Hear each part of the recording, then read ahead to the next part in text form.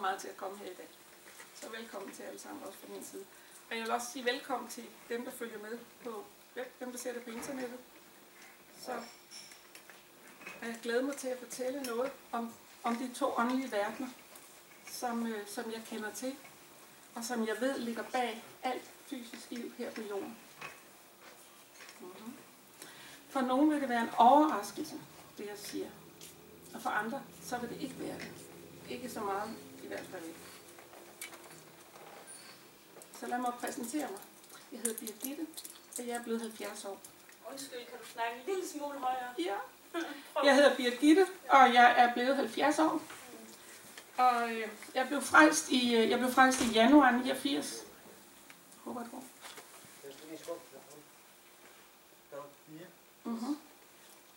Så jeg har været frelst i 25 år. Og det har været helt vildt fantastisk. Min baggrund er, at vi i familien, vi gik i kirke til jul, til konfirmation, til barndåb og til begravelser. Det var mit kendskab til kirken. Ellers overhovedet ikke. Min mor, hun legede lidt med pendulering og sådan noget, og som ung, så havde hun været med til at løfte et trebenet bord ved at holde fingrene ovenpå. Så hun snakkede lidt om det der mellem himmel og jord. Og på et tidspunkt, så gled jeg også ind i det. Men da jeg blev konfirmeret, gav jeg mit liv til Jesus. Men det holdt ikke. Fordi jeg kendte ikke nogen kristne. Så det gled stille og roligt ud, da jeg blev 19 år. Jeg bad aftenbøn til jeg var 19 år, og så gled det ud. Så gik der nogle år, hvor jeg sådan ikke tænkte over livet. Så begyndte jeg alligevel at banke på, der få år efter. Jeg tænkte, hvad meningen med livet var. Og faktisk var jeg på det tidspunkt ved at begå selvmord, fordi jeg så, at ude i Afrika, der lå børn og døde. Og jeg tænkte, hvad ret har du til at leve her? Når det er de er ved at dø derude, de kan ikke få mad. Og det har jo ikke ændret sig siden, altså. Men Gud, han greb ind i mit liv. Og en dag, hvor jeg gik og havde det dårligt, og jeg gik virkelig langsomt. Jeg gik som en på 80-90 år. Nu er jeg jo 70 som 90 år. Og pludselig så gik jeg videre. Jeg blev ramt af et eller andet, og så gik jeg videre syngende.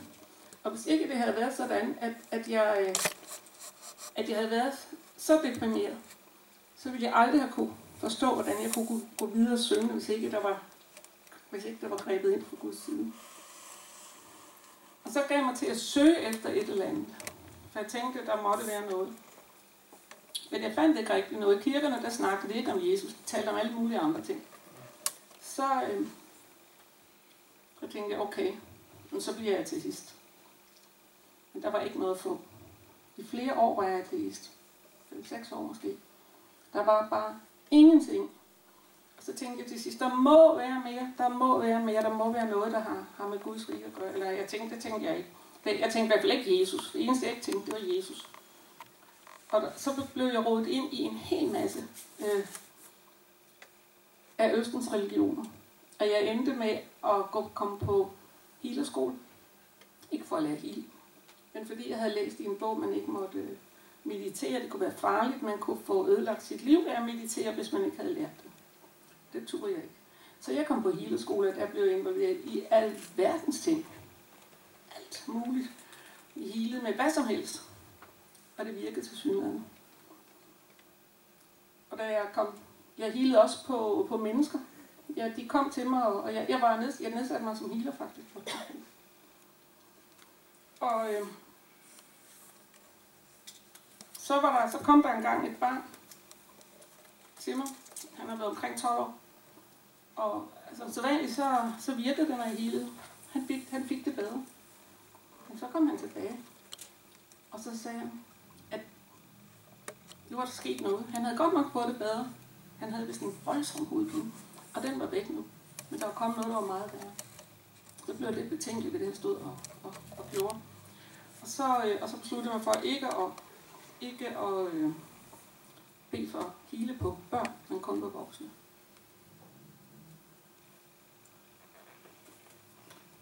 sagde for øvrigt der på Healerskolen, at Bibelen lignede det, de stod i. Og vi slog op i Bibelen, og ganske rigtigt, det lignede noget af det, de sagde. Og da jeg ikke kendte Bibelen, så kunne jeg ikke gennemskue, at det var løgn, det de sagde. Så jeg troede på det, de sagde. Og de sagde også, at der var noget, der hed hvid magi. Det var det, de stod for. Altså, det var det, man stod for på Bibelskolen, og der var noget, der hed sort magi, og det måtte man endelig ikke røre, for det var Satan selv. Så blev jeg kristen, og så gik det op for mig, at magi er og bliver magi, uanset hvad man kalder det. Sort eller hvid magi, det har samme kilde.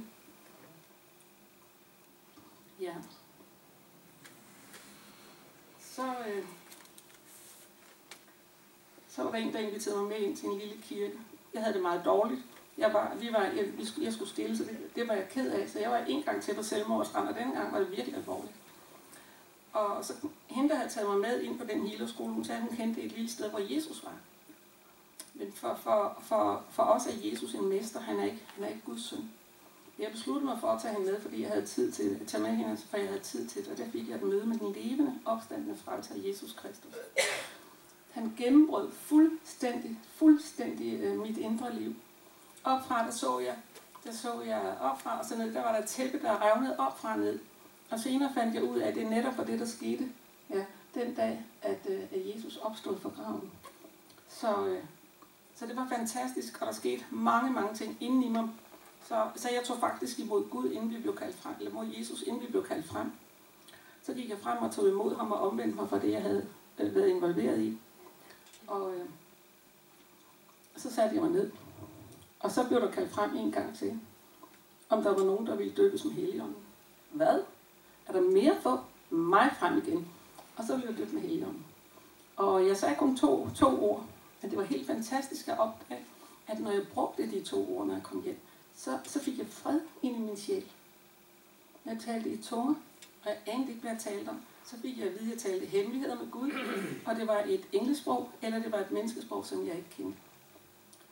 Men det gjorde noget inde i min sjæl. Det gjorde fred.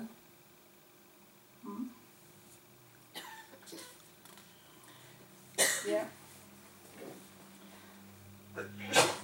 Og så kom jeg på Bibelskolen. Og det var helt fantastisk. Jeg ved ikke, om jeg havde overlevet som kristen, hvis ikke jeg var kommet på Bibelskole. Der blev lagt et fantastisk fundament af Jesus Kristus inden i mig. Og min glæde over Jesus var spontan, og det er den jo stadigvæk. Spontan og helt utrolig. Jeg elskede Jesus. Wow. Tænk, at sådan noget fandtes. Jeg var jo helt uvidende om, at det var muligt. Så jeg kom på Bibelskole. Og på Bibelskolen, så kom der samtidig nogen udefra, og så sagde de, er der nogen, der har været involveret i det okkulte? I det, der hedder New Age, i det, der hedder New Spiritual Life. Altså, det hedder mange ting også i dag. Og så var vi altid nogle stykker, der ville frem. Og så blev der brudt ind over vores liv, og nogle gange så brød det noget ind i mit liv, og andre gange gjorde det ikke. Så var det fordi, det var ikke en del af mit liv, det. De var i gang med at bryde på det tidspunkt. Så min baggrund, det er, at jeg har ret indgående kendskab til det, der hedder den okkulte verden, til det, der hedder... Hvad? Jeg tror, vi har glemt noget. Hvor har de op? Jeg tager lidt der. Kan jeg tage den op? Ja.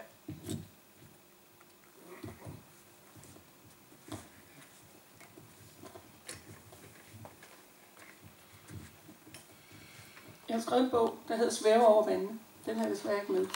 Men den fås på Udfordringens forlag. Og hvis I kender den der avis, der hedder Udfordringen, og hvis I ikke holder den selv, og I kender nogen, der holder den, så får den til at købe den, så får man 2 for 1 pris. Det er fordi, at de har koblet det sammen med, at man blev abonnent på Udfordringen. Han var nemlig begejstret for bogen, så den tænkte, det skulle kobles sammen med. Men dengang jeg gik i det okkulte, der gik jeg i det rige der hedder Luftens Rige.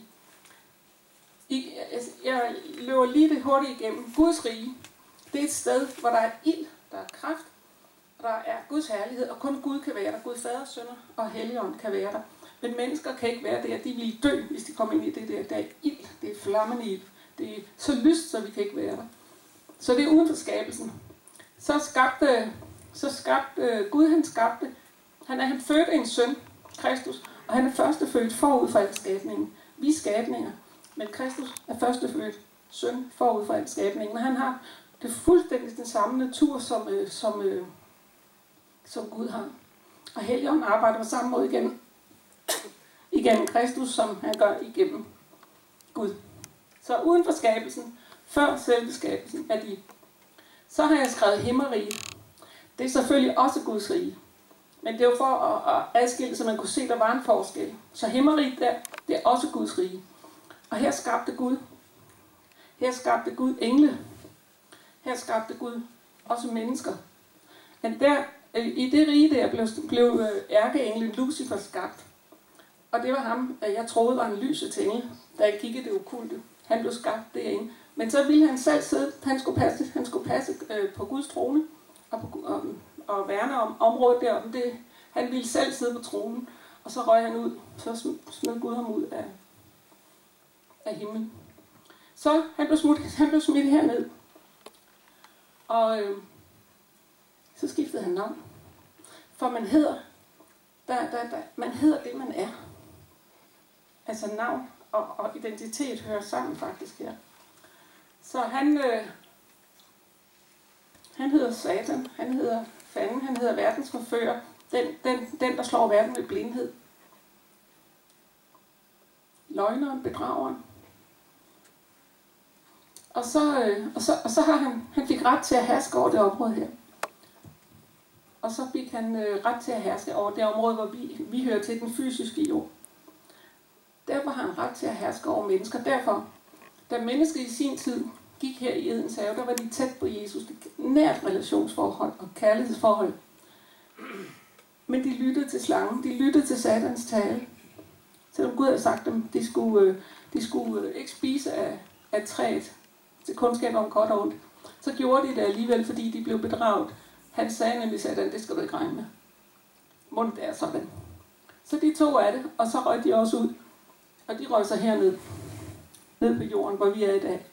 Så alle mennesker, der fødes i dag, de fødes ind under syndefaldet. Det hedder syndefaldet.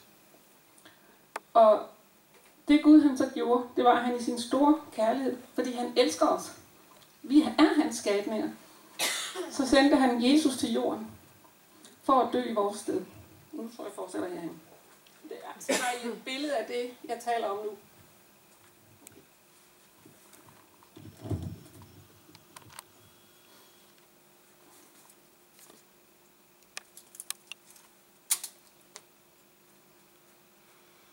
Ja. Så Guds rige. Gud eksisterer i kraft af sig selv.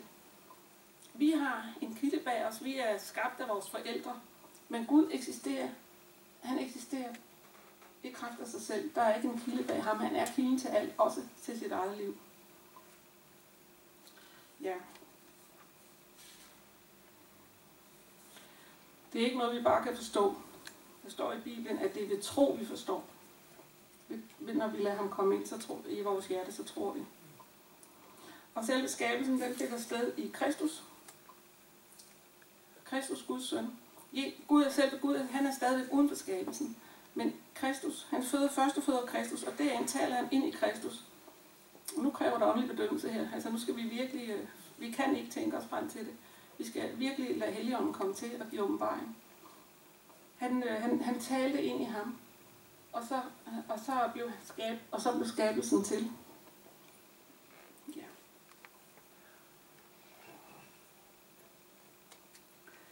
Omkring engle, så er der både engle i Guds rige, i himmeriget, og der er engle i luftens rige. I himmeriget, der er engle egentlig skabt af Gud til at tage sig af det, han vil. Det, han har planer om. Det, han taler om, det skal de være med til at virke. I Satans rige, der skal de gøre, hvad Satan vil. Da Satan blev smidt ud af himlen, der var der en række engle, der valgte ham til og fulgte med. Og de skal gøre, hvad han siger. For han fik fuld herredømme over dem. Og han ville have fuld herredømme over mennesket. Derfor bedrog han mennesket. Og da det vi kalder syndefald, da han faldt til jorden, så har han fuld herredømme over dem også. Hallo. Han har fuld herredømme over os, indtil vi vælger. Det vil vi ikke finde os i mere nu. Nu vil vi invitere Jesus ind i vores liv.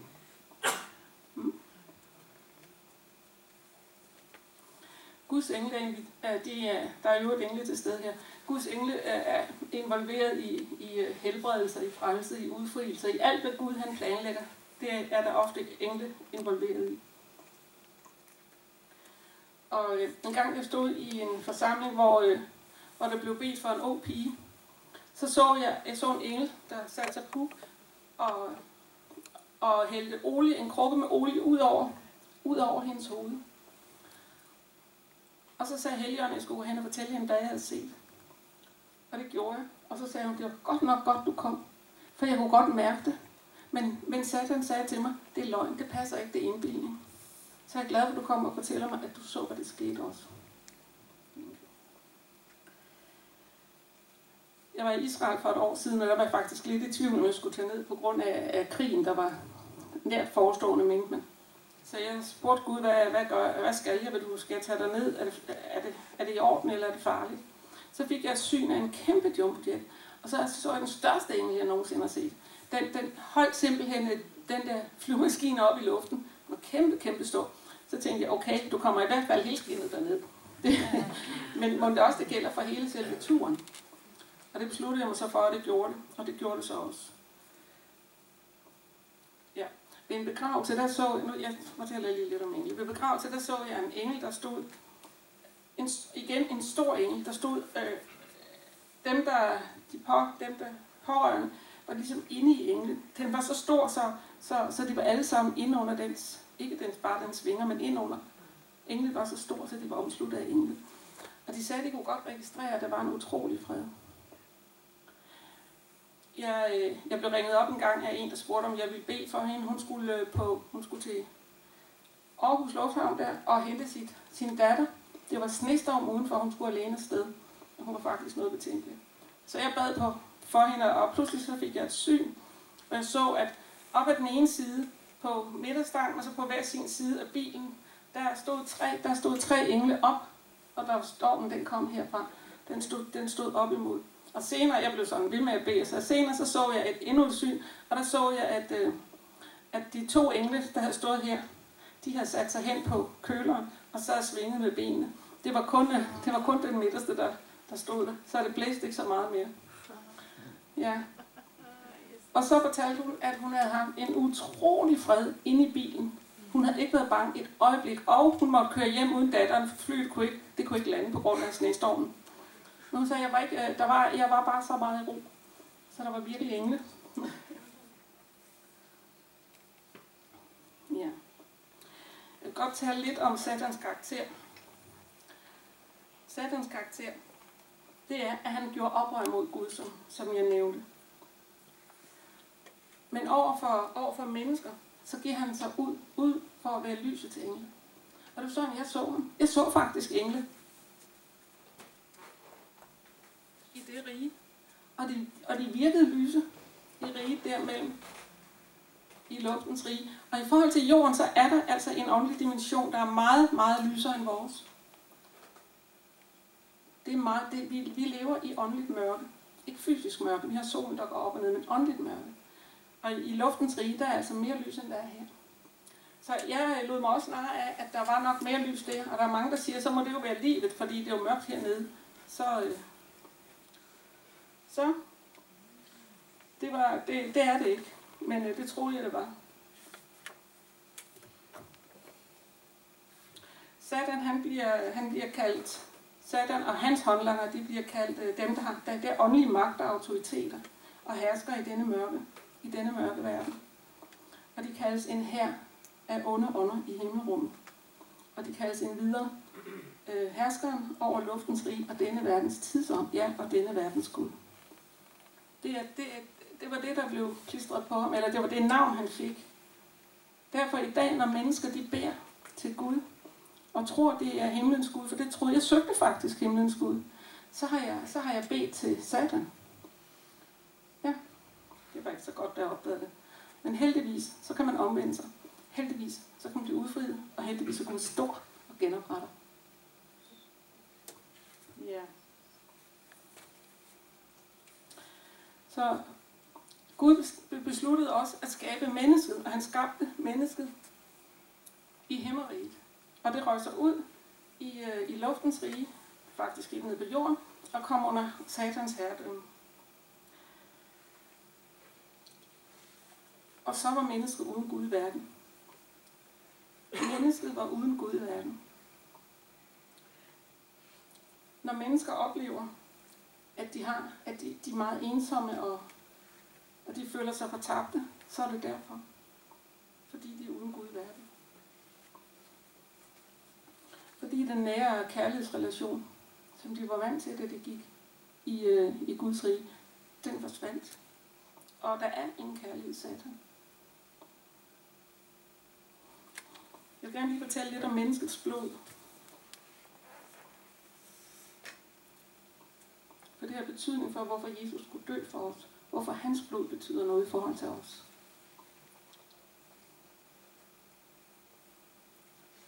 Når vi ser på hinanden, så ser vi på det ydre. Vi ser måske på identitet, hvis nogen har en uddannelse eller en position, så kigger vi på det. Men det ser Gud ikke på, når han ser på os. Han ser på det indvendige, han ser på vores liv. Han ser på, hvad vi huser i vores sjæl.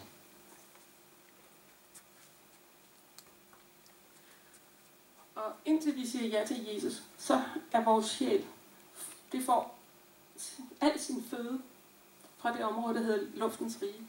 Altså Satans styrke.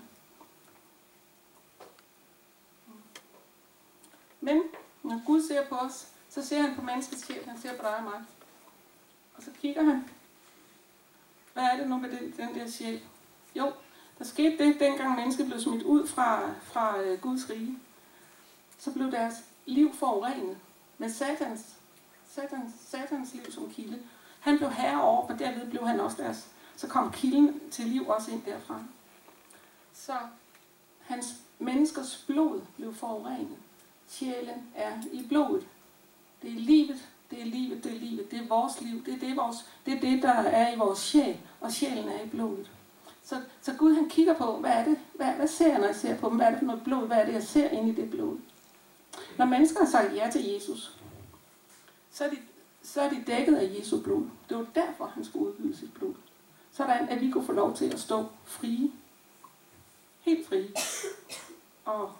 Og uden skam, uden frygt. Frie af Satans løgn, bedrag og forbandelser. Frie i Jesus. Ja. Så mennesket har stadigvæk det samme, som der skete i Edens have. De kan vælge. Vil vi lytte til Gud, eller vil vi ikke? Vil vi hellere lytte til Satan? Vi har vores frie valg, det har vi alle sammen. Så det er muligt at vælge Jesus til. Og så sker der noget fantastisk indvendigt, for det er indvendigt, det sker. Det er inde i sjælen, der sker noget. Det er ikke udvendigt. Vi kan ikke se på hinanden. Ja, der var godt nok nogen, der spurgte, om jeg blev forelsket, dengang jeg havde givet mit liv til Jesus. Og så sagde jeg, ja, det er jeg. Han hedder Jesus. Og så rykkede de bare tilbage. Ja, men så nogle gange kan man måske godt se det, men som udgangspunkt, så er det jo inde i sjælen. Hjertet bliver omskåret. Og Gud tager bolig i vores ånd. Og ikke bare tager han bolig i vores ånd. Han er her med sin fylde. Han er her med alt, hvad han er. Alt, hvad han er. Hele hans rige er til stede i vores indre, når vi har sagt ja til Jesus. Så bagefter kommer helliggørelsesprocessen, og det, der ligger i vores ånd, det skal accepteres af vores sjæl. Og så sker der noget inde i sjælen også.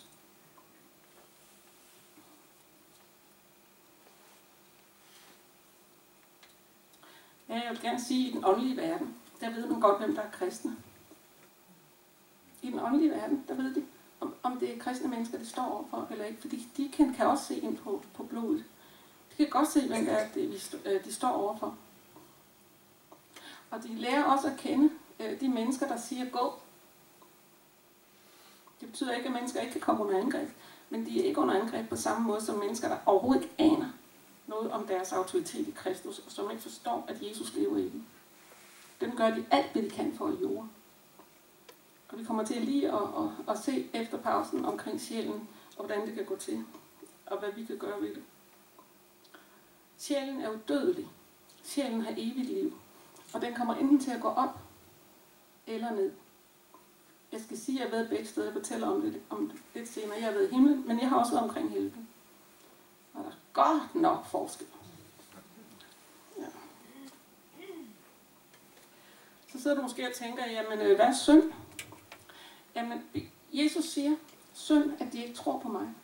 Det er simpelthen grundsynden. Vi kan lave mange underlige ting, men grundsynden, hvis vi vil i himlen, så må vi sige ja til Jesus. Jeg tror på dig. Jeg tror på det. Ja Gud, jeg tror på, at du har sendt din søn. Ja, jeg tror på det. Så er grundsynden ophævet, og så bliver vi dækket af hans blod. Og det har vi brug for. Det har vi brug for vores blod. Det var uheldigt, vanhelligt og urent i forhold til Gud. Så igen, vi skal tage bevidst stilling. Men allerede fra før skabelsen, det vil sige helt tilbage i det område, jeg kalder Guds rige deroppe, inden han nogensinde var startet skabelsen, så havde han besluttet sig for at lave en redningsplan. Og allerede før tidernes morgen, så blev Kristus slagtet. Jeg tror, jeg vil læse det for helt præcist. Endnu før han grundlagde universet, udvalgte han også mennesker til at få lov til at stå som renset og skyldfri foran ham i kraft af, hvad Jesus ville gøre. Der står i Åbenbaringen 13, vers 8, tror jeg, at før verden blev til, der var lammet slagtet. Det var ikke noget, da Jesus stod på korset her, der var det en bekræftelse af noget, der allerede var sket, og som de tre store, Gud, Fader, Søn og Helligånd, de var blevet enige om. Han fuldførte det bare her på jorden. Så fra tidernes morgen har Gud haft en redningsplan for os. Og mennesket står lige i centrum af Guds udrakte kærlighed og satans ondskab. Vi er præcis i centrum af det, og det er vi jo også, selvom vi er kristne. Satan vil gøre alt, hvad han kan, for at vi ikke skal komme fri. Han vil altid arbejde på det. Og Gud vil altid arbejde på at bære os og løfte os og vise ham mere af ham.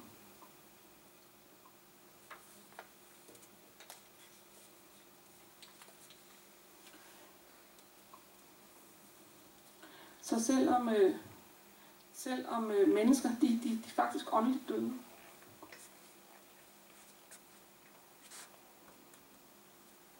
Dem, der opholder sig med Satan som kilde er åndeligt døde. Der er jo ingen liv for Gud. Der er ingen liv for Gud. Det liv, der er liv, det er det, der er hed. Det er det, der kommer fra himmeriget. Det er det, der kommer fra Jesus Kristus, fra Guds rige. Åndeligt døde mennesker. Jeg tror, jeg vil fortælle lidt om helvede nu. Kun lige lidt. For jeg var heldigvis kun lige dernede sådan igennem, men så kan I få et billede af, hvad det vil sige. Jeg var ved at vågne en morgen, og så befandt jeg mig selv i nogle rum, sådan nogle aflange rum, og på den ene side så var der mænd, der sad på bænke, og på den anden side var det samme mænd, der sad på bænke. Og jeg gik dernede, og jeg tænkte, hvad gør du her? For en atmosfære. Uff! Det var rigtig, rigtig slemt. Og så var der en af mændene, der sådan, de var helt tomme i øjnene. Det er det, jeg mener med død, åndelig død. De var helt tomme i øjnene. Der var bare ingenting. Ingen liv, ingen lys. Helt mørke, helt tomme. Og så var der en af dem, der ligesom rejste sig lidt op og skulle til at gøre udfald verbalt imod mig. Og jeg var ikke bange, jeg sagde bare, ti stille i Jesu navn.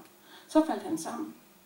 Og så ligesom en ballon, pludselig mister halvdelen af sin luft, så lå han sådan her oppe ad væggen. Så gik jeg videre, undrede mig over, hvad jeg lavede der, og så var det samme i det næste rum. Der sad mændene også. Det var mænd det her.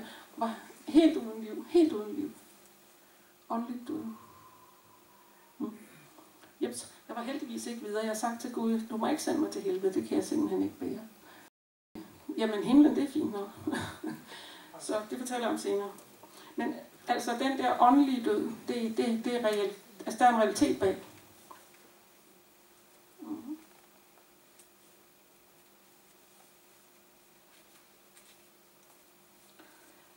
Så så er der Helligånden, Guds Helligånd, som også var til før skabelsen, og som er Guds ånd, og som gør, hvad Gud siger.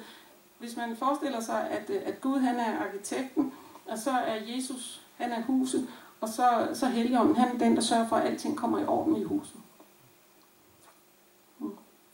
Han gør, hvad Gud siger, og han virker i vores liv også. Han ikke bare virker i vores liv. Helligånden er det mest fantastiske for os mennesker, for Gud sagde, Jesus sagde, jeg går hjem til min Gud, men jeg sender Helligånden. Jeres talsmand. Han skal fortælle jer alle ting om mit liv, om mig. Og alt, hvad han taler, det gør han ikke af sig selv. Han tager det, der hører mit rige til, og fortæller jer det. Præcis som da Jesus gik på jorden, så tog han det, der hørte Guds rige til, og fortalte det. Så Helligånden, han er en vigtig del af vores liv. Så hvis I ikke har taget imod Helligånden, så vil jeg opfordre jer til at komme frem og blive bedt for at få det gjort bagefter. Eller også at I simpelthen lige præcis nu siger, jamen jeg kan jo godt se, jeg har brug for Helligånden i mit liv. Så velkommen Helligånden. Men Helligånden, han er simpelthen den, der er med til at skabe, hvad Gud vil have i vores liv.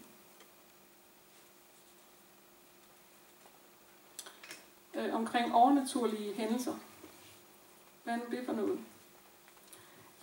Jesus gik på vandet, og Jesus gik igennem væggen, og apostlene når deres skygger de faldt på mennesker, så blev de helbredt.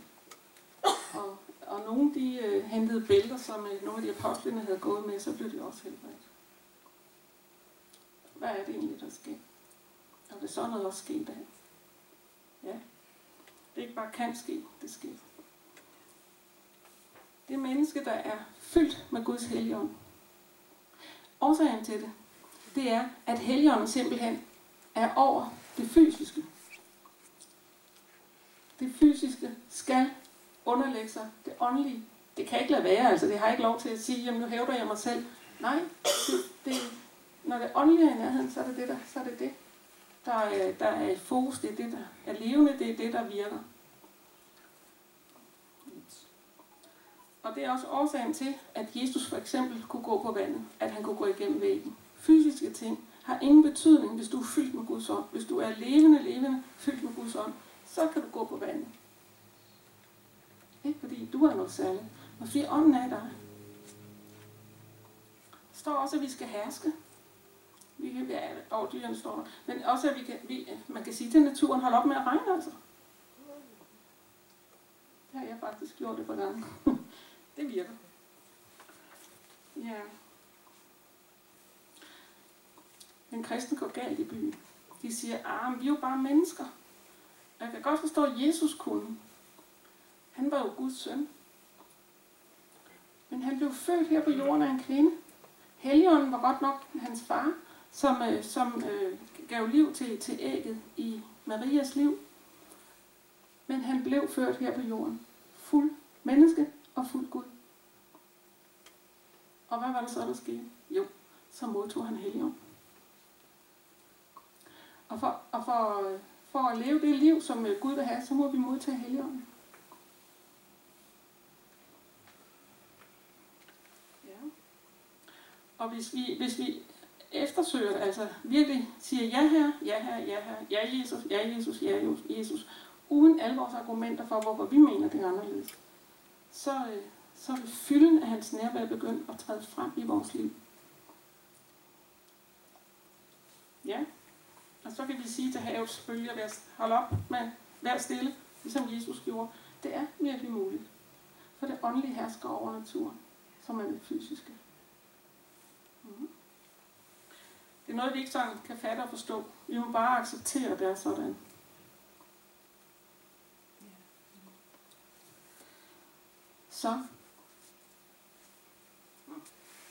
Så imellem himmeriget og luftens rige, der står mennesket lige midt imellem, den kristne, men også mennesket. Vi står lige midt imellem. Og det gjorde jeg også. Det vil sige, jeg var jo underlagt Satan, men det vidste jeg ikke. Jeg troede, jeg hørte til fra den anden kilde. Og da jeg så blev kristen, så fik jeg mig nogle alvorlige overraskelser. Virkelig alvorlige overraskelser. Og den første, jeg fik, det var, at ærkeenglen Lucifer, som jeg betragtede som en lysets engel, og som jeg faktisk tilbad, og som han brugte mig. Jeg var medium for ham, og ikke bare for ham, jeg var medium for flere engle, som hører hans rige til. Og jeg kunne registrere forskel på, hvilken engel jeg var i kontakt med. Og så fik jeg chokket. Han er Satan. Det var virkelig et stort chok for mig. Jamen, der gik lige et stykke tid, inden det gik virkelig op for mig. Du har haft kontakt med Satan. Ikke bare det, du har været underlagt ham. Så jeg har travlt med at omvende mig. Travlt med at bede Gud om tilgivelse. Travlt med at tage imod tilgivelsen og lade ham skabe nyt i mit indre.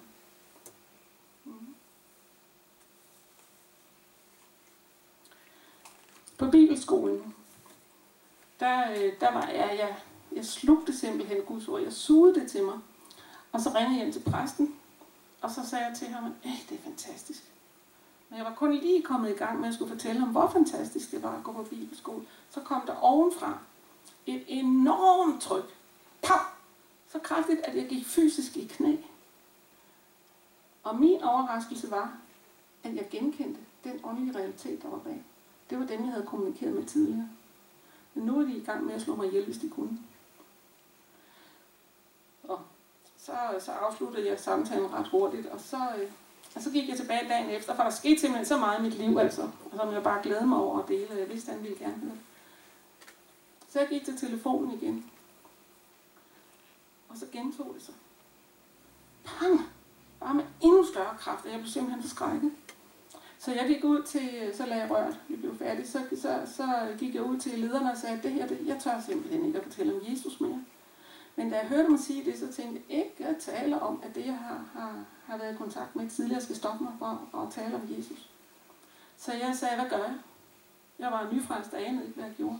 Så de lærte mig om autoriteten og kraften i Jesu Kristi navn. Og så gik jeg til telefonen en gang til. Og ringede og begyndte at fortælle, og ganske rigtigt kom der overfra et enormt pres. Men denne gang sagde jeg står der imod i Jesu navn. Vi bort. Og det gjorde det. Og det var første gang, jeg virkelig erfarede Jesu navn. Det gjorde det. Ja, det var helt fantastisk altså. Og så har jeg brugt Jesu navn til at holde det væk. Og mange ting væk siden. Ja, men det var uvidenhed, der gjorde, at jeg gik forkert. Men Gud åbnede mine øjne. Jesus åbnede mine øjne. Helligånden åbnede mine øjne. Ja.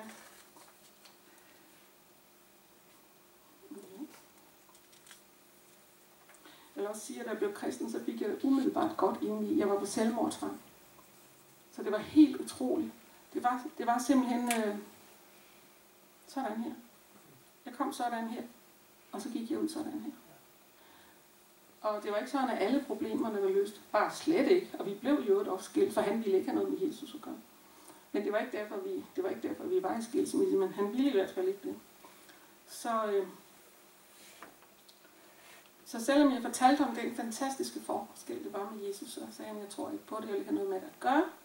Han blev frelst, inden han døde. Stor Gud, ja. Så bagefter så vil jeg prøve at tale lidt mere om sjælen, og hvad det betyder, hvad det er, vi gør i vores kristenliv, og hvad det betyder for os, og hvor det kommer fra.